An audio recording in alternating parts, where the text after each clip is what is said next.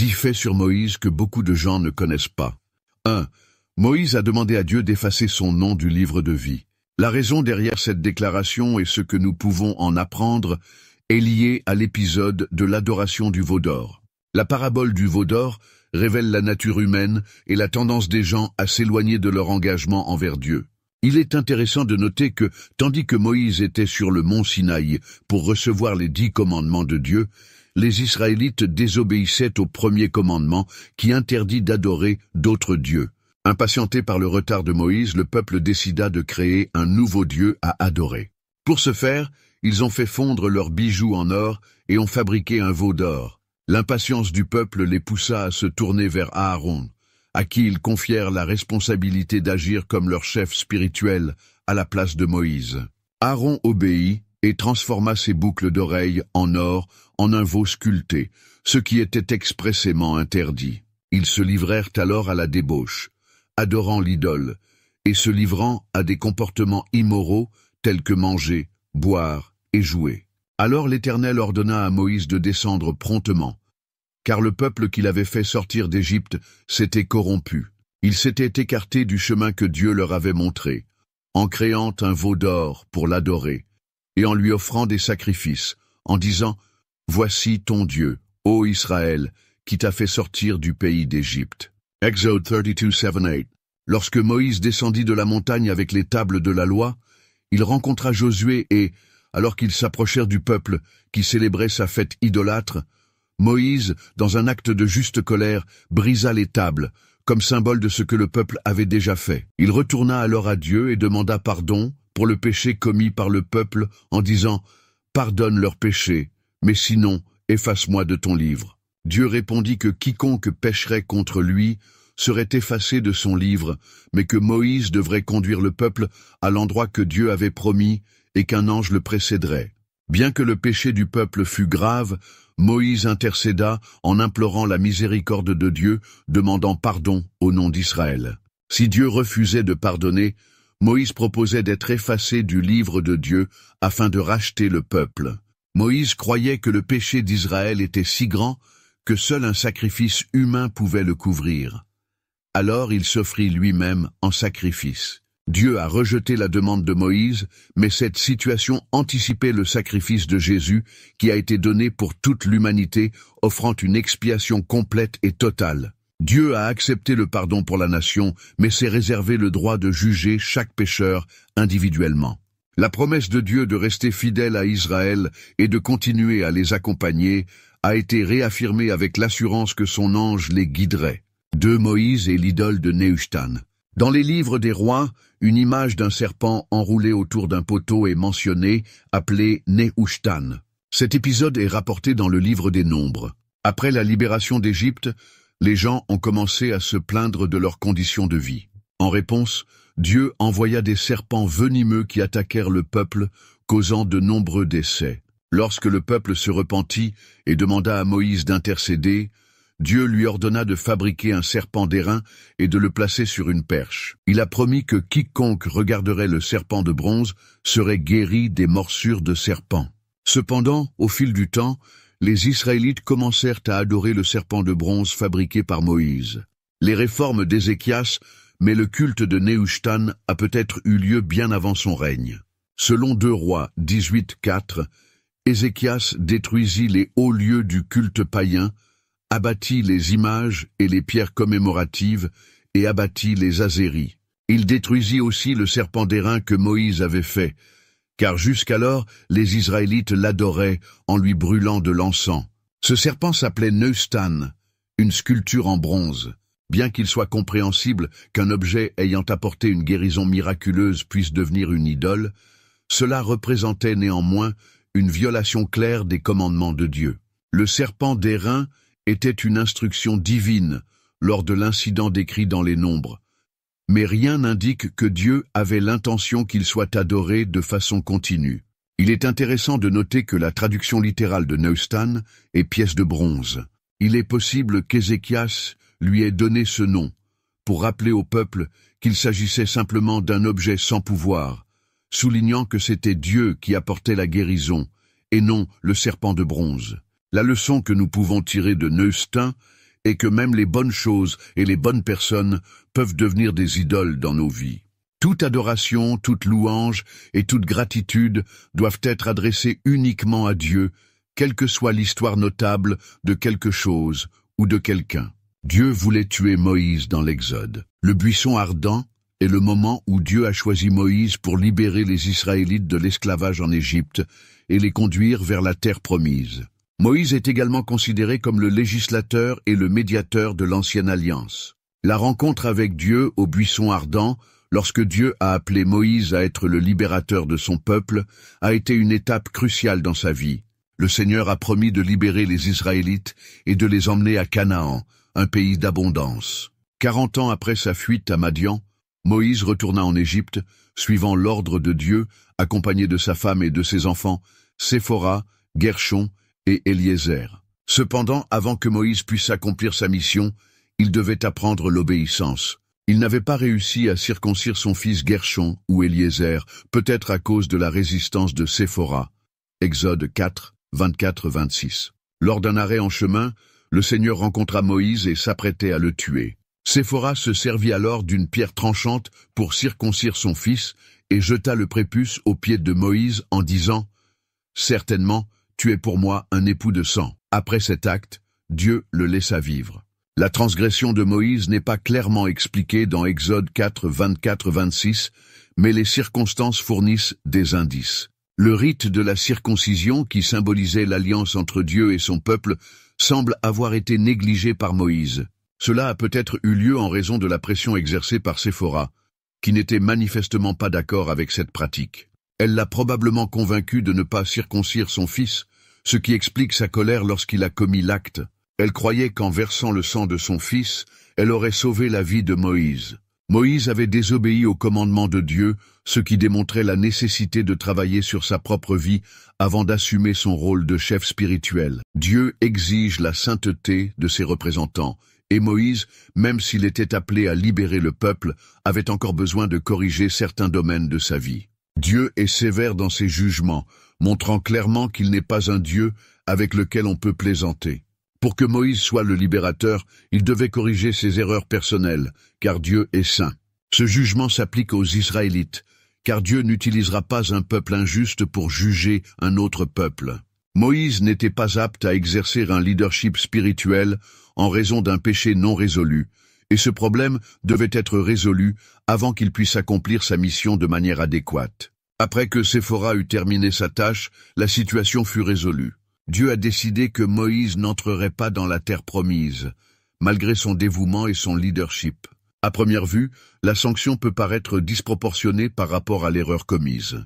L'incident où Moïse a frappé le rocher dans le désert par frustration envers les Israélites ne semble pas être une raison valable pour l'empêcher de voir la terre promise, surtout compte tenu de tout ce qu'il avait fait jusqu'à ce moment-là, comme conduire les Israélites hors d'Égypte, traverser la mer Rouge, délivrer les 10 commandements sur le mont Sinaï et gagner de nombreuses batailles. Alors pourquoi Dieu permettrait-il qu'un seul rocher heurté à Mériba soit un motif d'interdiction?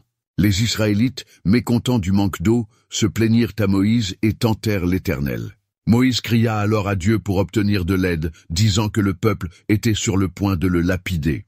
Le Seigneur lui dit d'aller de l'avant et de prendre avec lui quelques-uns des anciens d'Israël, ainsi que le bâton avec lequel il avait frappé le Nil. Dieu promit de se tenir devant Moïse près du rocher d'Horeb, et que lorsqu'il frapperait le rocher, de l'eau coulerait pour que le peuple boive. Moïse suivit les instructions de Dieu, et devant les anciens, l'eau jaillit du rocher, étanchant la soif du peuple.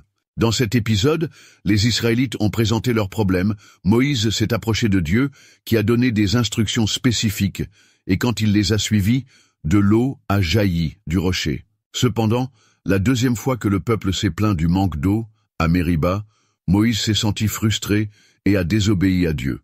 Dans Nombre 20, lorsque les Israélites atteignirent le désert de Tsin, près de Kadès, ils se plaignirent une fois de plus de ne pas avoir d'eau. Là, Marie mourut et fut enterrée.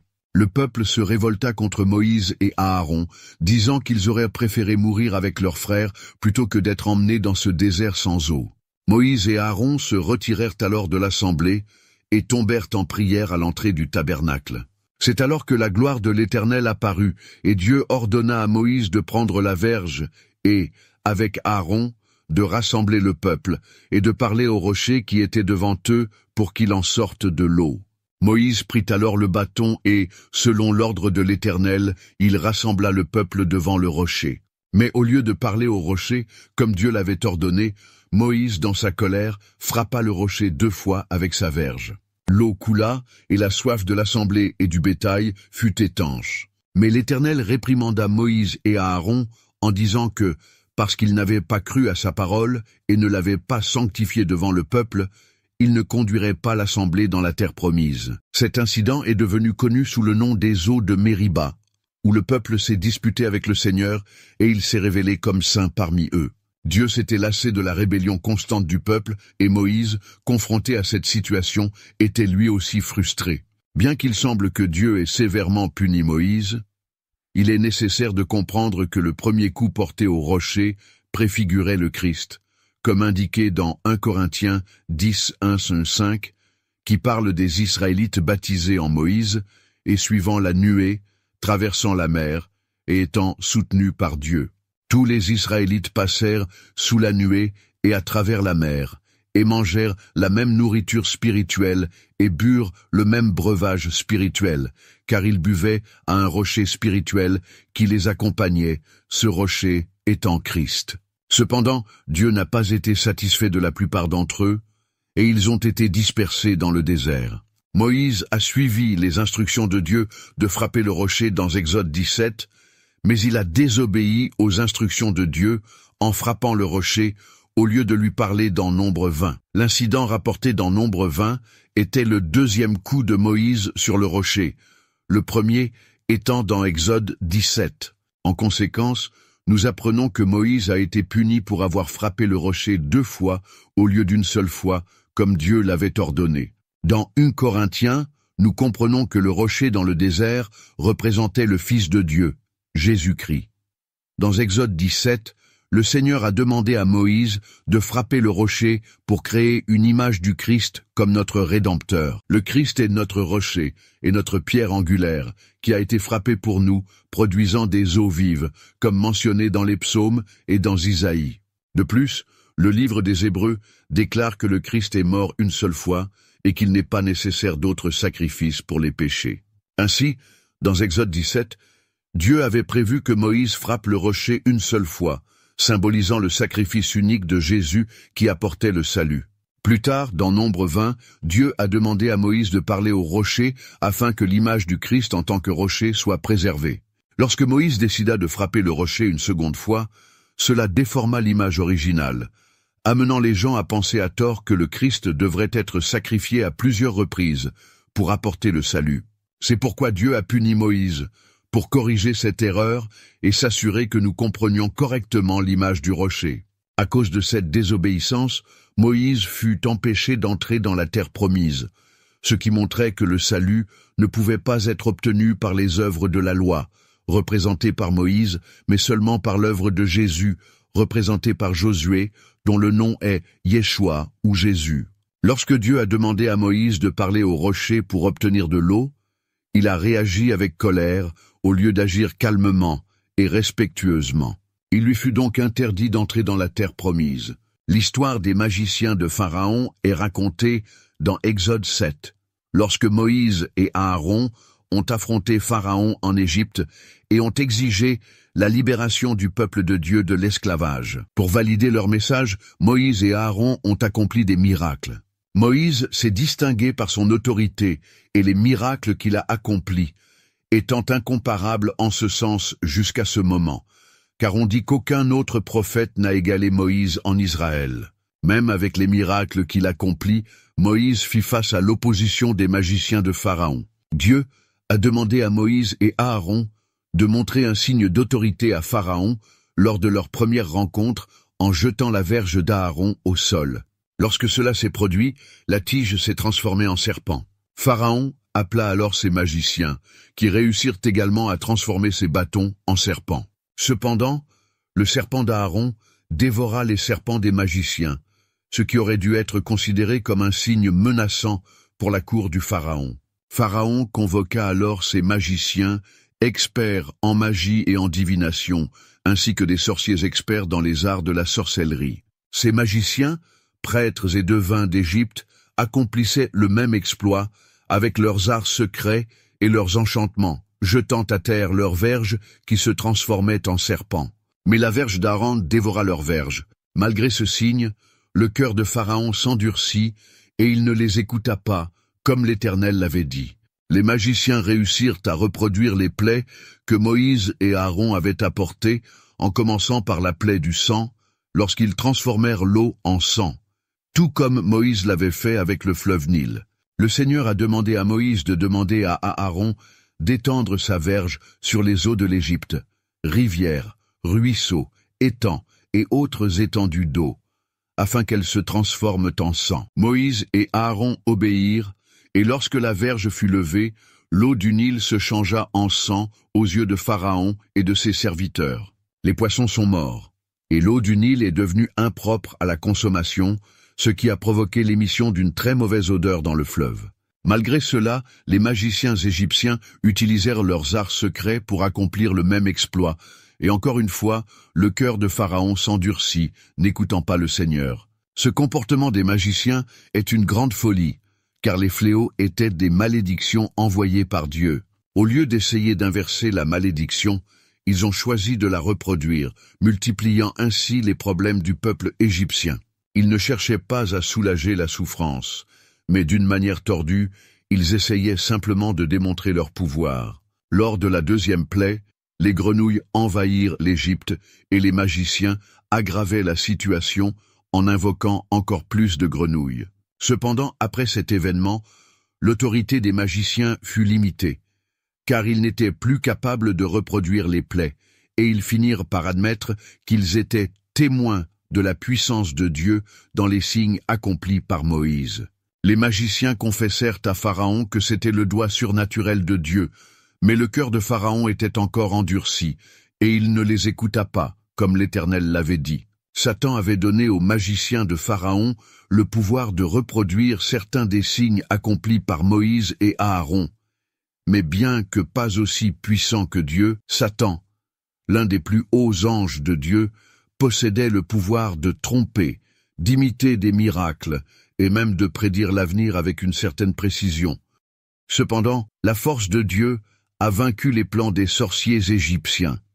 Ils furent incapables de reproduire le fléau des poux, ce qui démontra la supériorité de la puissance de Dieu sur les forces de Satan. La capacité d'accomplir des miracles peut être utilisée pour démontrer le surnaturel, mais pas pour affirmer la vérité de quelque chose. Ces magiciens étaient des hommes instruits et intelligents, mais Paul a souligné qu'ils ne possédaient pas la sagesse qui vient de Dieu. Beaucoup s'émerveillent de tout pouvoir spirituel réel, sans considérer que ce pouvoir peut avoir une origine maléfique plutôt que divine. Même si une nouvelle puissance semble avoir les réponses que nous cherchons, nous ne devons pas nous laisser séduire par elle, car les forces démoniaques peuvent se déguiser en anges de lumière. La force de Dieu est toujours suffisante pour surmonter les limites de Satan, et son autorité prévaudra, même dans les derniers jours. Dieu garde le contrôle. Moïse gravit le mont Nebo, alors que le peuple d'Israël campait dans les plaines de Moab. Du haut de la montagne, il avait une vue dégagée sur toute la terre promise, jusqu'au rivage de la mer occidentale. L'Éternel lui montra tout le pays de Galaad jusqu'à Dan, toute la contrée de Nephtali, le pays d'Éphraïm et de Manassé, tout le pays de Juda jusqu'à la mer Méditerranée, le Néguev et la vallée de Jéricho jusqu'à Tsoar. Moïse se distingue par son dévouement à Dieu tout au long de sa vie, attendant toujours que Dieu le guide, comme un serviteur attend son maître. Il s'efforça de suivre le modèle donné par Dieu sur la sainte montagne. Moïse n'a pas négligé son devoir. Son respect pour le nom du Seigneur était profond. Sa loyauté envers la cause de Dieu était ferme, et sa foi dans la parole du Seigneur était inébranlable. Bien qu'il soit un serviteur de Dieu, Moïse a dû faire face à la mort, comme c'est le sort de tous les hommes. Seules 2 personnes dans l'histoire ont pu quitter ce monde et entrer dans la gloire sans connaître la mort, mais Moïse n'était pas l'une d'entre elles. À la fin de sa vie, Dieu lui a donné une vision du pays qu'il avait quitté en quittant l'Égypte. Moïse gravit le mont Nebo, qui s'élevait des plaines de Moab jusqu'au sommet du Pisga, et vit une vision de Canaan devant lui. Tout comme Moïse, nous vivrons tous un moment de rencontre avec nos ancêtres, et nous espérons que, lorsque nous y arriverons, nous pourrons remonter avec la même disposition que Moïse. La manière dont Moïse est mort est impressionnante, et les circonstances qui l'entourent sont extraordinaires. Le mont Pisga a une altitude de 4500 pieds, soit près d'1 mile de haut. Peu d'hommes à 120 ans auraient pu gravir une montagne de cette époque et vivre encore pour raconter l'histoire, mais Moïse l'a fait. Il a grimpé sans avoir besoin d'un large chemin ni d'aucune aide. Cela démontre sa force et sa vigueur exceptionnelle, puisque Moïse, à près de 120 ans, a gravi un sommet de 4500 pieds de haut sans montrer aucun signe de fatigue. Il ne se lamentait pas, mais savourait sa dernière vision de Canaan. Moïse savait depuis longtemps qu'il mourrait sans entrer dans la terre promise, et il était pleinement conscient de son départ imminent. La mort de Moïse, bien que prévisible, révèle la sagesse et l'amour de Dieu, ainsi que sa grâce. Après avoir appris qu'il mourrait sans avoir atteint Canaan, Moïse ne s'est jamais plaint, ni n'a prié contre ce sort. Il savait qu'il avait accompli sa mission, qui était de guider le peuple d'Israël à travers le désert. Sa mort est survenue dans la meilleure compagnie possible, car il est mort fidèle à sa mission, et bien qu'il n'ait pas eu d'enfant ou de lignée pour accompagner sa fin, il est mort d'une manière digne de sa vie. Moïse a vécu 120 ans et a conservé une santé extraordinaire. Il n'a jamais eu besoin de lunettes, de béquilles ou de soins particuliers, et sa vie a été marquée par la vigueur et le dévouement. Le verset 6 du Deutéronome 34 est remarquable, en ce qu'il affirme que Moïse a été enterré par Dieu. L'Éternel l'enterra dans la vallée du pays de Moab, en face de Beth-Péor, et personne ne connaît jusqu'à ce jour le lieu exact de sa sépulture. Il s'agissait d'un acte unique dans la Bible, car c'est Dieu qui a enterré Moïse, le seul être humain à avoir reçu un tel honneur. Le Seigneur cacha le tombeau de Moïse pour éviter qu'il ne devienne un lieu de culte, préservant ainsi le dessein divin de sa mort. Aujourd'hui, à l'approche du mont Nebo, vous trouverez de nombreux établissements, tels que des sanctuaires, des vendeurs de pop-corn et de cacahuètes, ainsi que des circuits touristiques et même des tramways qui emmènent les visiteurs sur le site, avec de grandes banderoles indiquant le lieu de sépulture supposé de Moïse. Cependant, le véritable emplacement était caché, ce qui était d'une extrême importance pour Dieu, au point de générer une confrontation angélique. Le diable s'est battu pour le corps de Moïse, comme mentionné dans Jude 9, un événement qui n'est pas rapporté ailleurs dans la Bible. La nature de cette dispute n'est pas expliquée, mais le verset révèle que l'archange Michel, lorsqu'il affronta Satan au sujet du corps de Moïse, n'osa pas porter d'accusation, se limitant à dire que le Seigneur te réprimande. Cet épisode est unique dans Jude et soulève la question de savoir comment cette information a été transmise, peut-être par tradition, bien que nous ne soyons pas certains de son origine. Bien que nous ne puissions pas l'affirmer avec certitude, il est possible que Satan ait désiré le corps de Moïse pour y construire un sanctuaire. Michel cependant refusa de porter un quelconque jugement et se soumit entièrement à l'autorité de Dieu. Cet incident illustre que bien que Michel soit un être puissant, sa force ne l'empêche pas de démontrer une soumission totale au Seigneur. La hiérarchie parmi les anges et leur obéissance à l'autorité divine sont claires, ce qui renforce l'idée que la soumission ne diminue pas la valeur ou le but d'un être. La force de Michel n'était pas en cause et son obéissance à Dieu ne fait que souligner sa grandeur. La confrontation entre Michel et Satan est un mal nécessaire, quelque chose que personne n'apprécie, mais qui doit se produire pour corriger, purifier et unir la communauté. Un événement important qui implique également Moïse est la transfiguration de Jésus, un événement significatif mentionné dans les 4 évangiles. Après avoir accompli des miracles et prédit sa mort, Jésus emmène Pierre, Jacques et Jean sur une haute montagne où son apparence change, devenant radieuse, son visage brillant comme le soleil et ses vêtements devenant blancs comme la lumière. Ce moment reflète la présence réelle du royaume de Dieu, avec l'identité et la mission de Jésus révélées en profondeur à ses disciples. Lors de cette transfiguration, apparaissent Moïse et Élie, représentant respectivement la loi et les prophètes, et témoignant de Jésus, le Messie. Moïse est considéré comme l'un des plus grands chefs juifs, mais Jésus est considéré comme encore plus grand, étant celui qui accomplit la loi. Élie, quant à lui, relie la prophétie de l'époque de Samuel aux prophètes qui ont suivi, étant perçu comme le précurseur du Messie. Dans Malachie 4, 4-6, le don de la loi par Moïse et l'envoi d'Élie avant le jour du Seigneur sont tous deux mentionnés, renforçant le lien entre ces deux grands personnages de l'Ancien Testament et la venue de Jésus. La présence de Moïse et d'Élie sur la montagne avec Jésus symbolise sa majesté et la supériorité de Jésus en tant que Fils de Dieu, qui les transcende. Dans l'Ancien Testament, la nuée de la présence de Dieu est apparue à Moïse sur le mont Sinaï et a rempli le tabernacle. Elle a également conduit les Israélites à travers le désert et a rempli le temple de Salomon de la gloire du Seigneur. Jésus, en accomplissant à la fois la loi et les prophètes, a démontré sa supériorité sur Moïse et Élie, dont les révélations le désignent comme le Fils incarné de Dieu et le prophète définitif. Ainsi, les disciples doivent l'écouter pour comprendre sa mission messianique. Quand ils regardent autour d'eux, ils ne voient que Jésus, et leur attention se tourne désormais exclusivement vers lui, puisque Moïse et Élie avaient pour rôle de préparer le chemin au Messie. Bien que les disciples aient reçu une révélation claire de l'identité de Jésus, ils ne comprenaient toujours pas pleinement ce dont ils avaient été témoins. Moïse, à son tour, demanda à Dieu sa présence pour accompagner le peuple d'Israël tout au long de son voyage vers Canaan. Dans le livre de l'Exode, chapitre 33, Moïse demande à Dieu qui il enverrait pour les accompagner. Dieu répond qu'il connaît Moïse et qu'il a trouvé grâce à ses yeux. Moïse demande alors à Dieu de lui montrer ses voies, afin qu'il puisse connaître Dieu encore plus et continuer à trouver grâce à ses yeux. Il souligne également que la distinction d'Israël par rapport aux autres peuples de la terre viendrait du fait que la présence de Dieu serait avec eux.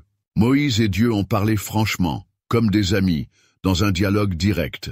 Bien que Dieu ait promis d'envoyer un ange pour guider les Israélites, Moïse ne s'en contenta pas, désirant la présence directe de Dieu, et non seulement celle d'un ange.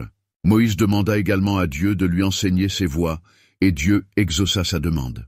Dans Exode chapitre 34, versets 5 à 7, Dieu révèle son nom et sa nature à Moïse, proclamant qu'il est miséricordieux, compatissant, lent à la colère, abondant en bonté et en vérité, et capable de pardonner les péchés, mais aussi juste, visitant l'iniquité des pères sur les enfants jusqu'à la 3e et la 4e génération. Moïse avait vécu des miracles extraordinaires, tels que le buisson ardent, la défaite de Pharaon et la séparation de la mer, l'apport d'eau du rocher et la manne du ciel. Même après avoir été témoin de ses exploits, il aspirait à quelque chose de plus profond, une relation personnelle avec Dieu.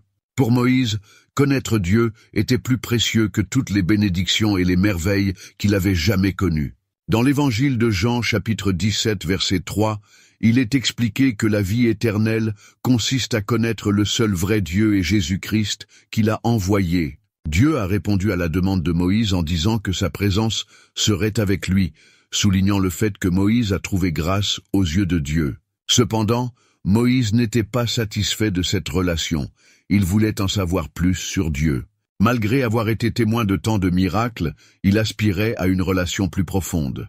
Moïse exprima ce désir en disant « Enseigne-moi, s'il te plaît, tes voies, afin que je te connaisse. » Il était comme un homme qui a faim d'un repas copieux, qui ne se contente pas de petites bouchées, mais qui désire approfondir la connaissance de Dieu. Moïse comprenait le désir de chercher Dieu intensément, comme dans le psaume 42, qui décrit l'âme qui aspire à Dieu, comme un cerf qui cherche de l'eau. Il savait que connaître Dieu était le véritable sens de la vie éternelle, et pas seulement le simple fait de fréquenter des lieux saints. Moïse a illustré l'intercession et la médiation auprès de Dieu étant un grand homme de foi. Mais un médiateur encore plus grand que Moïse allait surgir, Jésus-Christ, en qui Dieu a aussi trouvé son plaisir. Grâce au Christ, les chrétiens peuvent jouir des mêmes privilèges que Moïse, en pouvant connaître Dieu de manière personnelle. Moïse, désirant encore plus que ce qu'il avait déjà expérimenté, demanda à Dieu de lui montrer sa gloire. Il voulait être témoin d'une manifestation visible du Dieu invisible, d'une démonstration publique de sa majesté divine. Moïse fit cette demande spéciale. « Maintenant, montre-moi ta gloire. » Le désir de Moïse était d'aller au-delà de ce qu'il savait déjà, et de voir plus clairement la présence glorieuse de Dieu dans sa vie. Cette demande reflète le désir profond de vouloir davantage de Dieu, de ne pas se contenter de quelques moments d'adoration, mais de rechercher une révélation plus intime de sa gloire. La réponse de Dieu a été marquée par sa miséricorde et sa compassion. Il promit de montrer à Moïse sa bonté et sa gloire, mais expliqua qu'il ne pouvait pas révéler tout son être, car la vue directe de son visage entraînerait la mort. Dieu a décrit la manière dont sa gloire serait montrée à Moïse en faisant référence à sa manifestation à travers sa main, son dos et son visage. Dans 1 Timothée, il est mentionné que Dieu, le souverain éternel, habite dans une lumière inaccessible, quelque chose qu'aucun être humain ne peut voir et survivre.